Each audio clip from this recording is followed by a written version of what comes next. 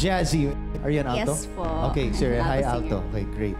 Kahit na alto or bass, kailangan meron pa ring hinahanap na either yun nga, emotion or stage presence or parang kung nafe-feel ba talaga yung song.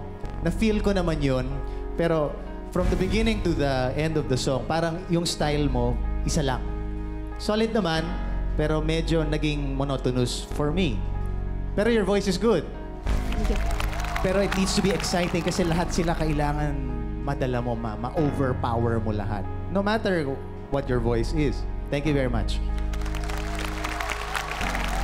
Jazzy, minsan, di ba, parang pag nanonood ka ng show or any concert or performance habang nagpe-perform ka, di ba, parang kumalungkot yung kanta, minsan malungkot. Tapos sana bibigyan natin ng konting na-excite ka, tapos nalulungkot ka ulit, tapos masaya ka ulit, hanggang sa malito ako habang nanonood ng performance. Pero anyway, maganda ang iyong performance. Thank you po. So parang pag sinabi natin na paano, parang paano ko nga ba ito kakantahin na hindi ako ma-associate kay Dulce?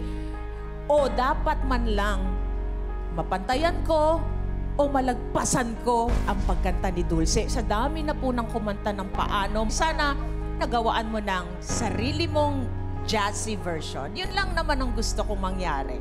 Yan. Thank you po. Thank you, Crash Panel. Judges, sino ang dadalhin nyo sa Top of the Clash? Ang napili namin na mananatili ay si...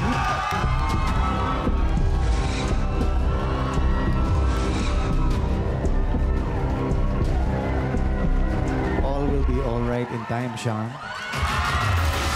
Sean! Congratulations! You made it to the next round. Pwede ka lang maupo sa top of the clash. Sean!